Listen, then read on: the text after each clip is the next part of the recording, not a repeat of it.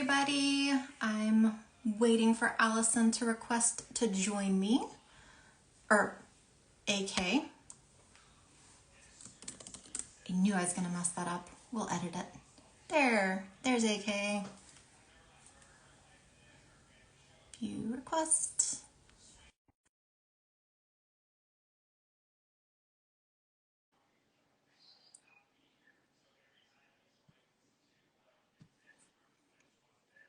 All right, are you there? There you are. All right, yes, and Allison is fine. I don't care.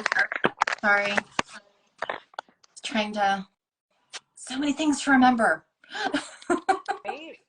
Ridiculous. All right. So, pub day finally here. Flame and Shadow, you got it? I did, yeah. I'm still waiting for my copy to arrive in the mail. So was everyone else. My cousin Paige started yelling at me because apparently Amazon hasn't delivered it, and that is out of my reach. I have absolutely, yeah. Well, I was waiting for an autographed copy that was supposed to be mailed to me. Oh, yeah. I don't have your address, so. All right, I'll get that to you after this is over. Yeah. So, wave it around. The book. I don't have a copy. I don't have a copy with me. Shit, should I get one? I'll go get one. Hold on. We're so prepared here, y'all. I am not prepared in the slightest ever for anything. Thank you, everybody, for tuning in. Hopefully this winds up being fun. Right? Okay. Here it is. Flame Shadow. Yay! It's exciting. It is. I started with, I had to break out my good bourbon. So I'm excited about that too. I'm on the Aldi's wine, Advent wine calendar. I'm doing it. I'm still really mad that they don't sell those in Connecticut. I can only get the cheese Advent calendar. And when I Googled Advent for alcoholics, you would be surprised that there are very few results. I don't know, lucky. Surprisingly, Oklahoma has them.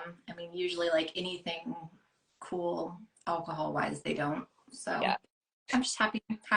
But I got two. I'm doing a countdown throughout November, and then I'll count up during this. You're pre-gaming your Advent. I am. Yeah. That's fantastic.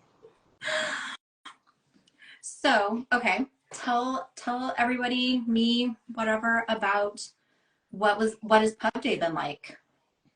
Very surreal, like incredibly surreal. I got a message from one of my friends over in the UK around 9 a.m. this morning that Amazon UK had sold out of the book, which I called my publisher and I was like, does this actually happen? And apparently it does. They order X amount of books, and the algorithms, because it's not actual humans saying, oh crap, we're getting low. If they go through that fast enough, then yeah, they run out of stock. And I don't know if they had just like 3 books on the shelf or 300. I'm assuming that maybe it was like 10, but they're all gone. So that's kind of exciting. I can say that they sold out in the UK. How exciting is that? So I mean, who cares if they had 3 or if they had 10 or if they had 1,000, like whatever, they sold out. They did. And I'm trending, I think, on Amazon in, what is it? It's like new adult college fantasy or something like that. I'm number 421 or something ridiculous where it's like, I didn't expect that either. So yeah, no, it's really cool. I'm excited about it. And other than that, it's just been a lot of liking and thanking people on social media because my friends are really cool and they say, hey, look at this. and it's exciting. So that's fun too. That like having just that wave of support, kind of like how we had with your unboxing party. Mm-hmm. So yeah, it is. It's cool. It's definitely like writing in general is very solitary. So when you go out there and you start joining, different writing groups or taking classes and things like that and making these connections with people, it's like you don't really think of, oh, well, these people are going to be the same ones that actually support me when the day finally comes, and surprise, it is, and they're really cool. So it's a good feeling, and it makes me really happy, and it definitely makes me want to, give back more and that sort of thing. All that altruistic stuff that normally I would not do. Yeah, kind of surprising, but that's good. I mean, yeah, it's nice because I feel like there's a lot of horror stories that people hear about. They got published, and it's just very not supportive, and it's very ugly and cutthroat. And I'm sure you probably know your fair share of writers who were not as happy for you as they should have been. There are some out there, but I would say it's like when you're choosing your tribe and you're choosing who you want to hang out with, you can usually kind of spot those people early on. And so it's a matter of, water rising to its own level and wanting to be surrounded and supported by people who are just good people. So I've been lucky in the fact that I have not had a lot of that pushback, which, yes, I'm very happy about that. It's hard enough. It's hard enough without having people, being mean and nasty. So, well, that was like one of the nicest things I've ever heard you say. I know. Oh, it's gotta be. It has to be the alcohol, is what it is. Gotta be something. Yeah, I'm not a huggy person. I'm not. So, and I see, just because I can see people who are joining, some of them are some of my friends who don't know you. Mm-hmm. So do you want to give like a little bit of a blurb for what Flame and Shadow is about? Yeah, so Flame and Shadow is an urban fantasy romance, I guess, and it's basically about a girl who finds out that she knows she's going to die at the end of the month, and then she's kidnapped and finds out that everything she thought was true is not. And the whole story is kind of about self-discovery and empowerment. And at the same time, it's wicked snarky, and it's really dark, and it's a lot of fun. And one of the things that I really hope people do is just like laugh, like literally at parts, just, spit out your coffee or whatever you're drinking and just laugh about it, because it's not meant to be serious. It's just fun. It's fun. Yeah, I mean, I first got to know you while you were still writing this book. Kind of, I don't know exactly at what early stage of it you were, but it was, I don't know, a couple of years ago. And so I saw just like the benefit, and then got to know you a lot better since then. And yeah, reading Envy's voice, it's like, oh, I'm talking to my friend. I'm hearing her tell me a story. It is, yeah. Yeah, it definitely, everyone who reads it says that it sounds like I'm telling them something, and it's very much in my voice. So, yeah. We've got somebody asking, oh my God, does she die though? I'm going to go out on a limb and venture to guess no, because there's book 2. There is, yeah. Book two, I'm in edits, so I'm going to say that no, she doesn't die. And if she does, maybe it's like a redemption, being reborn, Phoenix type kind of thing. But you'll have to read to find out. So, all right, I need to get you my address so you can send me my damn copy. I've got my Kindle copy, but I want to feel it. I want to open it and see something very nice or snarky or whatever written directly to me, inscribed, and then and then read it. You'll have to tell me, like that one that you showed me, is there anything particular that you would want in there referred to? Oh my God. What she's referring, I think you're referring to Samantha, the Samantha Irby one. Yeah.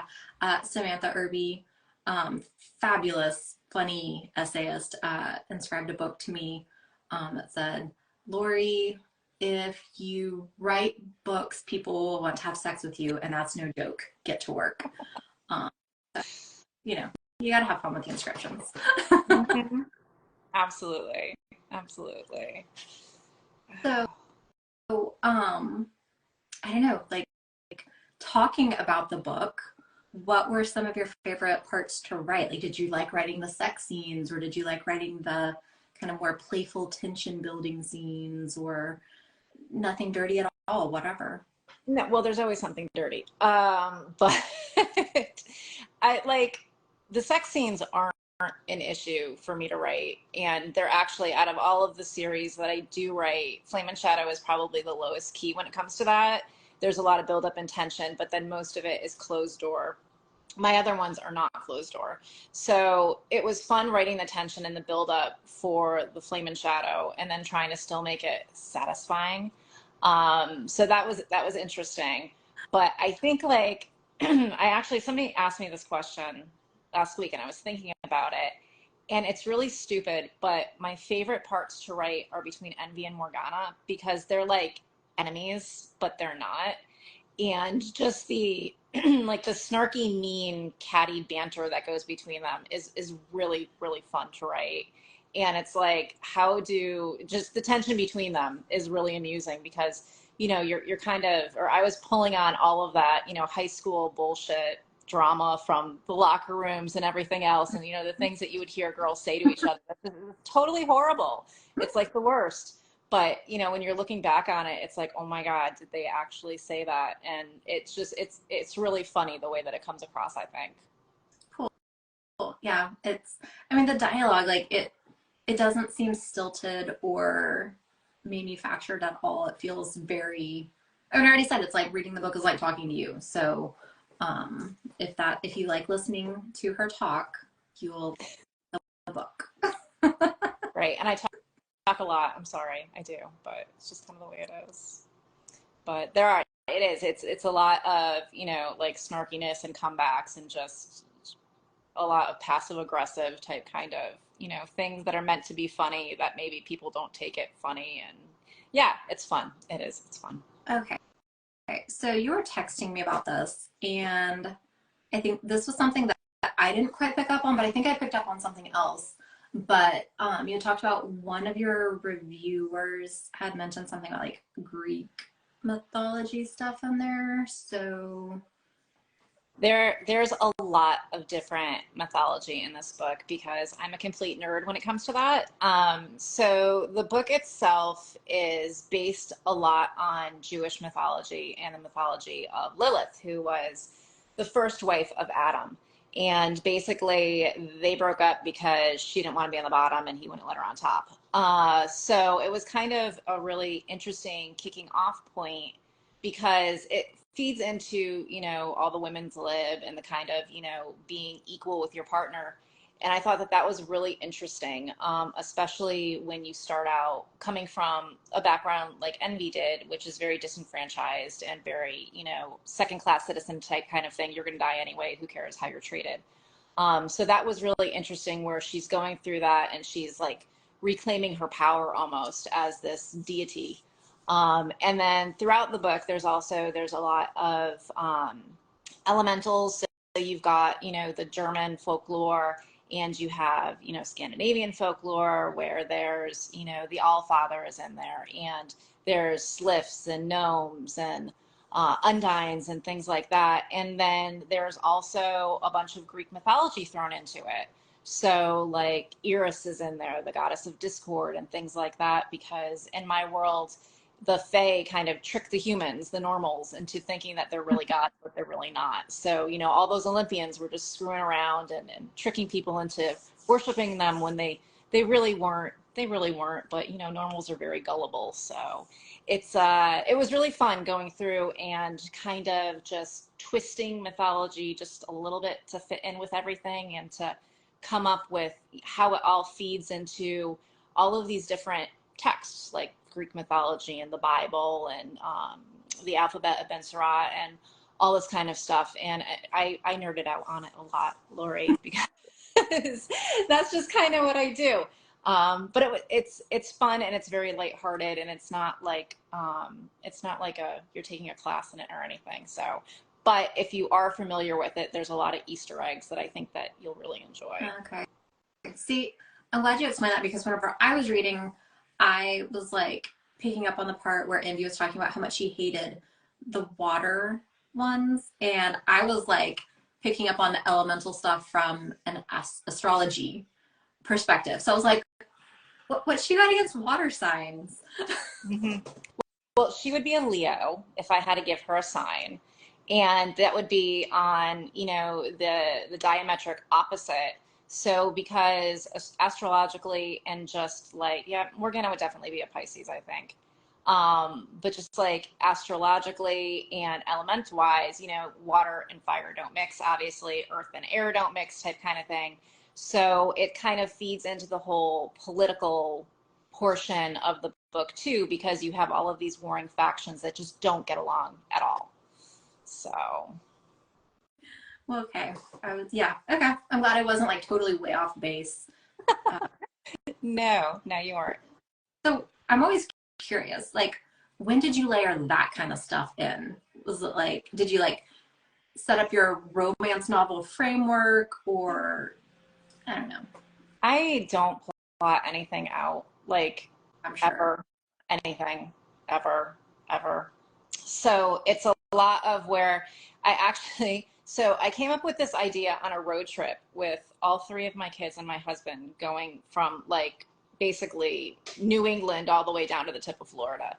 And I'm in the car and it's like a small car and, my whole family is in there and they're being my whole family. And I was just trying to think of like, I had just come off of writing another series and I was really discouraged with it. And some of the reviews that I had gotten back from, or the critiques from the editors, were like, okay, no, you need to make this first person. You need to make this more like the Hunger Games. You need to make, have, what is that other, The Power. It needs to be more like that. So they're giving me all of these like extremely feminine girl power type kind of thing in first person. And my main character in the other one was a guy, and it was in third person. And it was like, so I'm going through this, and it's basically like the diametric opposite of what I wrote. And I was thinking about it, and I was just getting really pissy. And I'm kind of like, you know what? You want me to write something? Fine, I will write something. So I took like all of their kind of, all of what they had said that they wanted or that would sell or whatever it was.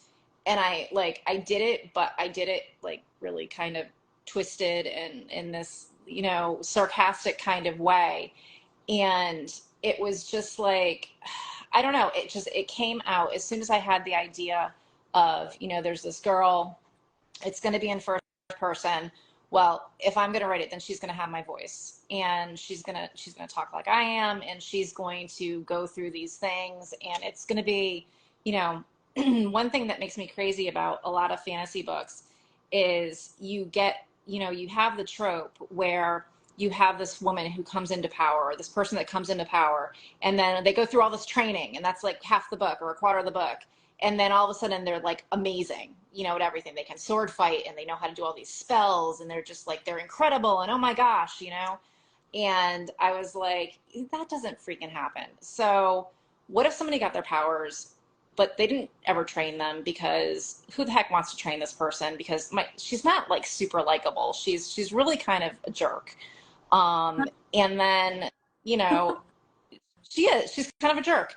And Yep. then it's like, and then she screws up a bunch because, I am constantly screwing up with like everything that I do, but I still get to the next level, even though I made all of these mistakes. And I kind of wanted to put that into it where you have this really fallible, not totally sympathetic character, but you can kind of see where she's coming from and be like, okay, yeah, no, I would have done something stupid like that. Like tripped on the red carpet and like skidded across, whatever it is, and bumped into the guy that you were supposed, crushing on or whatever, and he thinks you're a complete idiot. I would do that kind of thing. It wouldn't be, like I'm walking down and I'm wonderful and this just goes to plan. So a lot of this book was, when I was writing it, was just, okay, so what mistake is she going to make now? And that kind of just led to the next thing. And then, I get these weird scenes in my head, and then it's like, oh wait, but that happened because of this. So then that's where like the mythology tie-in would come in, or that's when, the twists would come in, or the different relationships or the side characters or whatever. It's a very character driven story where it's like, a lot of the time I had no idea what was going on, but she knew exactly what she wanted to do because she's very pig-headed, and that's just kind of the way she is. even though she's having like anxiety attacks throughout the whole thing, because, you know, who doesn't have that and get all sweaty and gross when they're walking into a room and everybody turns and looks at them, you know what I mean? And it's very, I think it's very raw and honest in that regard, where this isn't maybe necessarily somebody that you want to emulate, but I think that everyone can understand. You know, and hearing all of that and how much kind of, I'm going to call it thought, even though you said it wasn't really thought, you put into this, like, it kind of feels like she's telling your story. Like, how you got to be this person who wrote a fucking book. Yeah, in some ways, yeah. I mean, it is. I think that you put a lot of yourself into everything that you write, and all of my characters probably have some shade of Allison in them. So yeah, it could be. And I mean, there is definitely some things that I've drawn on where it's just like, okay, yes, that's you. And I've had, you know, some of my friends read it and they'll say, I remember that, or you said something like that, you know, XYZ. And I'm like, yeah, maybe I did. Yeah, I can't remember if you said something that was in the book or the book. Like, I can't remember which one I heard first, but there was definitely a moment like that whenever I was reading. Um, so talk about the main love interest. Brennan. Okay. Yeah. He is like, it was really funny because I'm having the audiobook done too. And you have to go in and you have to describe what these people are like so that they can do the voices and they can do, you know, various stuff for it. And I had put in that he's like, he's got a cultured European drawl. And because he is like, I see him as kind of like upper crust London type kind of thing. But I didn't say that when I put in for the auditions. So I'm getting back all of these tapes where people are going and I'm listening to, you know, they're doing Envy and that's great and whatever. And then at the end of the thing, they get into where Brennan is. And it's like, they're making him sound like Vlad the Impaler or Count Chocula. And I'm going, oh my God, that's so not sexy. No, no, no, no, no, no. So they had to go and, you know, I had him redo it, but it was like, all right, so specific, you need to be specific.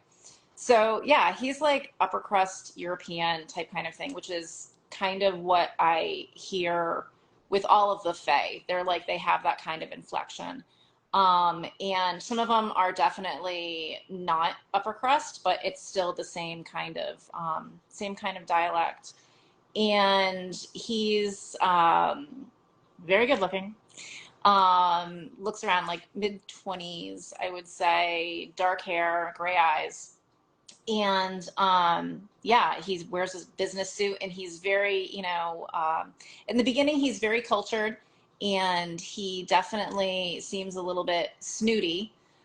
Envy doesn't particularly care for that. And she's on a mission to lose her virginity and he's not taking the bait, which is making her insane. So there's a lot of tension of that in the beginning. And then as it goes on, he's got a really interesting character arc because he's in a crappy situation that she doesn't understand and ends up making worse, a lot worse.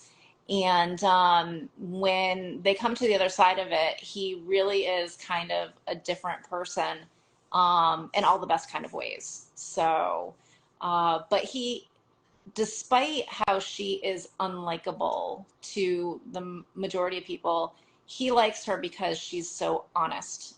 And in Faye, where he comes from, there's a lot of doublespeak and nobody says what they mean and you never quite know where you stand.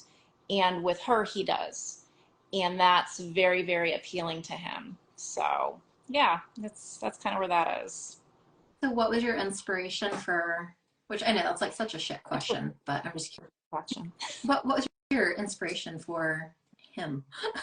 You know, believe it or not, I don't think I really had one. It was just, I think that I was trying to give her a foil. So he's basically her opposite in like every single way. Like she's very, you know, she's grunge, Converse sneakers, you know, camo, snarky tee type kind of thing. And yes, that is what I wear, Lori. Uh, and he's like, you know, he's all about the business suits and the ties and the Armani belts and that kind of thing. And she's, foul-mouthed and whatever, and he's very clean cut, and it makes for a very interesting opposite attracts kind of dynamic. Okay. So, I don't know. I don't want this to be like a super boring craft interview, so I'm gonna like end that portion of it.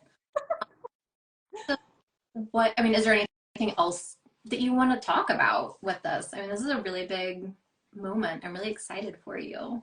I'm really excited too. Like, I am. I don't, it's weird. I don't think I comprehend yet. Does that make any sense?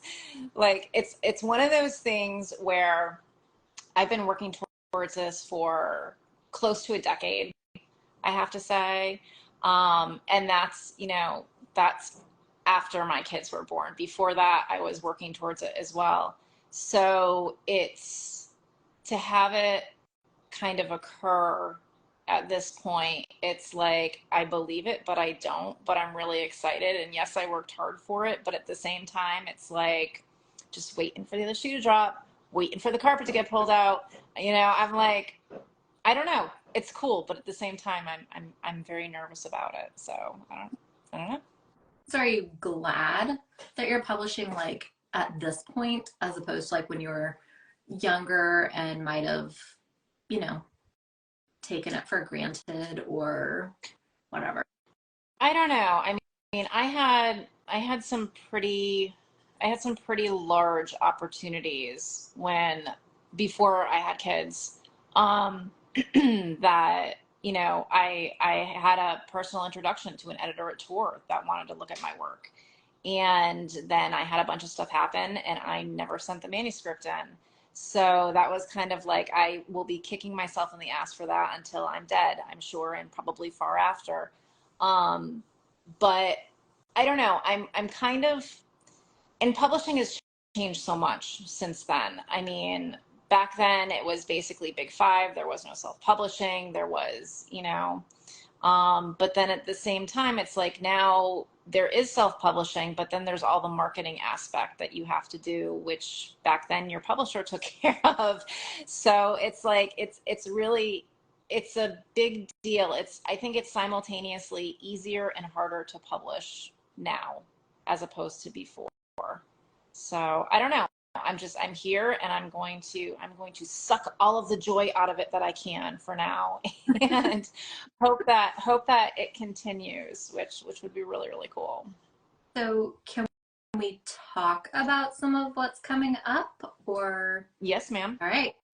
So tell our viewers what's coming up. You've got a lot coming up. Yeah, I do. I actually do have a lot. So the second book for Flame and Shadow is Air and Darkness, and that's going to be coming out sometime next year. And it is really funny. And there is actually a lot of just my experience in that, more than this one. It's definitely more autobiographical than the last one, and I'm really excited for people to read that, especially if you have kids. I think that you'll laugh. It'll make you laugh. And then I also just recently signed a 4-book deal with Changeling Press, and that is for a paranormal shifter MC motorcycle club erotica series, which is really freaking exciting too. They shopped me on that one. They asked me to write for them, and I did, and they liked it, and I'm gonna do it. So right. So they have the first book, and I'm waiting for that to go through edits, and then I have to write the next 3 of them, which I will at some point, I think. I'm hoping. Yes, I've got to get into that groove, but that's really fun, and it is super, super steamy. Wait. Before we move on to the next one, though, didn't you and your husband talk about Mr. Nevermore? Talk about that series a little bit. He read it. He read part of it, yes, and he approves. You're good at it. Yes. He said that I was very good at writing those kind of scenes. So take it from my husband. He was enjoying them. But so, and then I'm trying to think oh, and then I have Breaker. So that is going to be coming out. I'm going to rapid release that. That's dark romance. And starting in June of next year, I have right now, I think I have 5 books that are ready to go. And they're going to be coming out like 6 to 8 weeks apart. And that's basically, that is epic science fiction romance, dark romance. And that's really, really fun. And that is absolutely, I would say that if I had to pick something, that would be my best work. So I'm really excited about self-publishing those. Huh, that's interesting to hear because like this one's done in your voice. This is like you telling your story. Mm-hmm. The epic science fiction is more. Yeah, I mean, I grew up on epic sci-fi and fantasy. So like Dune and Mercedes Lackey and all of the big names that do the multiple POV, third person, they're on a quest, they're doing this, they're doing that. And this was my take on doing that. And it really is, it's like it's kind of translating all of my childhood loves with my adult sensibilities into a series, and it's cool. I think it's really good, and I hope people will like it. So Adult sensibilities. it's my adult sensibilities. See, I'm a wordsmith, Lori. I can like just talk about stuff like that. Very like professional, serious answer. I know, right? I'm good on the fly, man. I'm impressed. So I know you've got like a cooking background. Is that ever going to come into play in any of your, are you going to do like a kitchen erotica or something? No, no, that's, unhygienic. You don't want to be doing that. It does come out, believe it or not. I have in the Breaker series, I have a lot of like dinner scenes and that sort of thing, because my main character loves to eat. So there is a lot of like food, and I have a restaurant owner in that who, he's running a restaurant and he's serving different things, and there's all of these, caveats about, you have to take X amount out and do all this kind of stuff. So it does come into play with that, I would say. It comes into play a little bit with Flame and Shadow, just because they do eat kind of posh, and with the French Nouveau and things like that. It does not come into play with the MC. It doesn't. They do burgers, that's basically it. So, Well, you got to mix it up. Can't do the same thing every time, right? exactly. But no, the kitchen erotica was not. That was never on the menu, Lori. I'm sorry.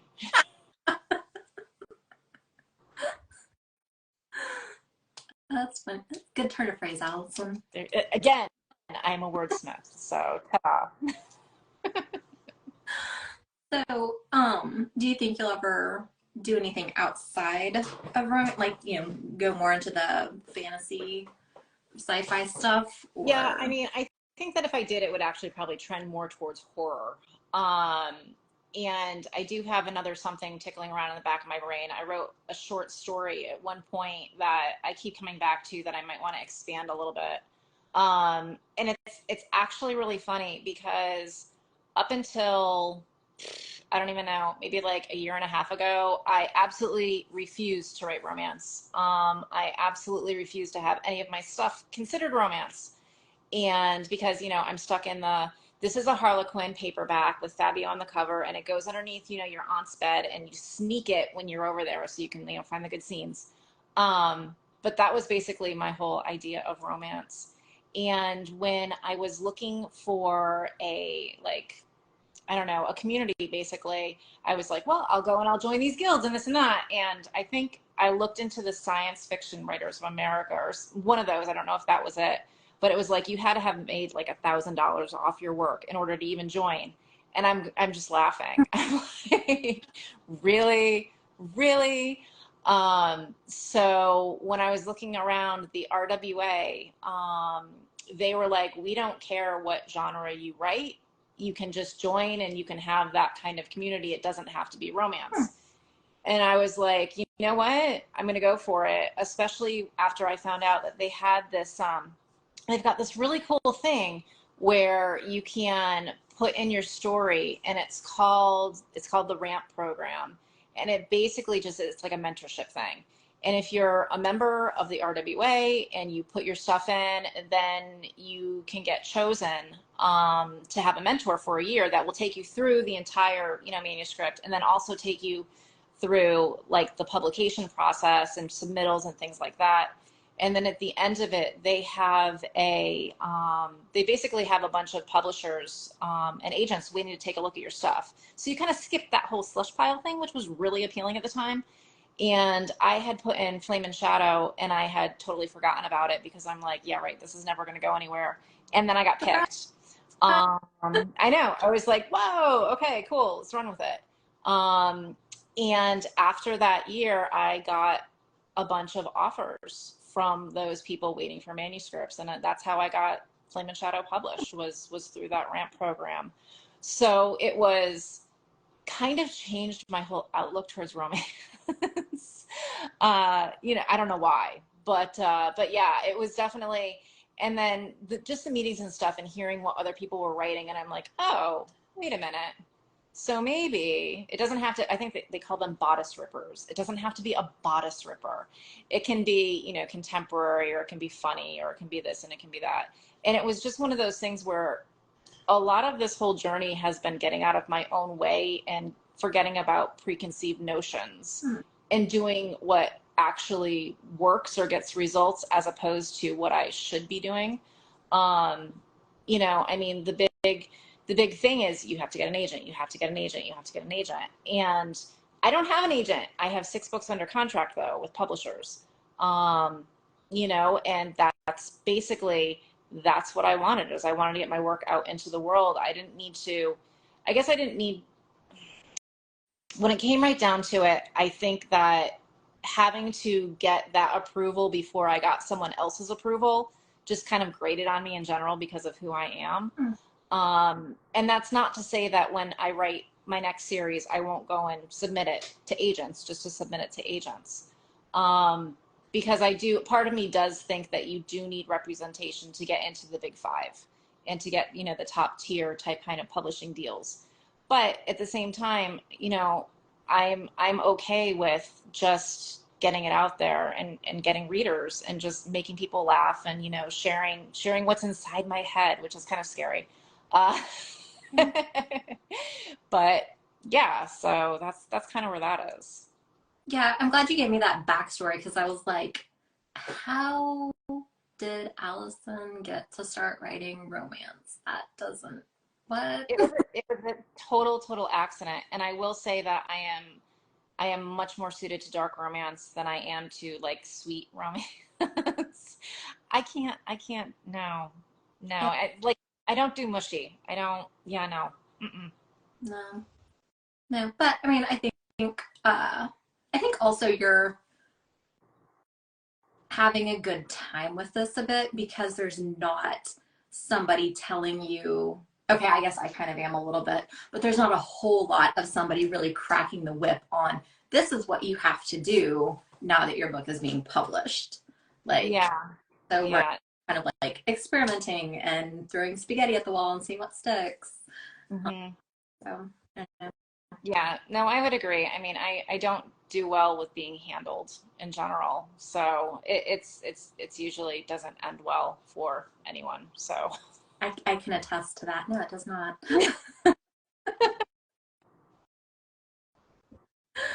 So, okay, you mentioned like some of those old sci-fi fantasy books that like were your childhood. Now that you're published in the genre, like what are some of the romance books that you have liked reading? I read a ton of smut. So you're I love Lisa Vino. I love Renee Rose. Let's see. Gosh, I'm trying to think. What is her name? And I can't think of it. She writes the 5 Point Mafia. Sabrina Barclay.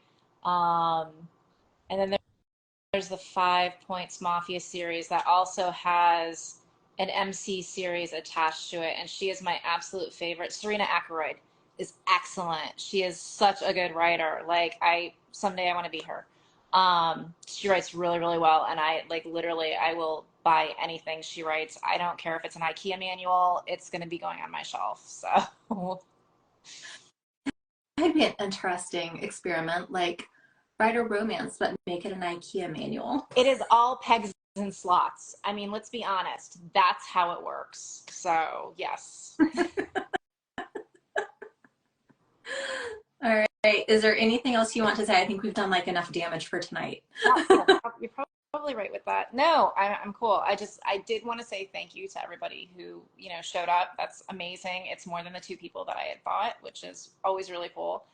And, if you've bought my book, then I am forever grateful. I am so very happy. Thank you so very much. And yeah, just if you're interested in my stuff, I'm on aknevermore.com, and that's where you can find all of the various series and my sadly neglected social feeds that Lori yells at me that I need to update constantly. I've got a newsletter, all that kind of fun crap, and it's usually pretty amusing because it talks about all the ridiculous things that go on around here. So, which apparently I have to write a memoir about. Lori keeps bothering me. We'll see. So, yeah. All right, then we'll go ahead and call it quits. We will. Figure out how the hell to process this thing. Hopefully I won't lose it. We'll see. Yes, there you go. And if she can figure it out, I'll have it posted on my website at some point where you can relive the magic. So I'll totally cannibalize this puppy for another shit. So hope your socials badly neglected. There you go. Then they won't be so neglected anymore. They're so sad. They are. I'm sorry. I know. We'll work on it. Okay. Bye, everybody. Bye.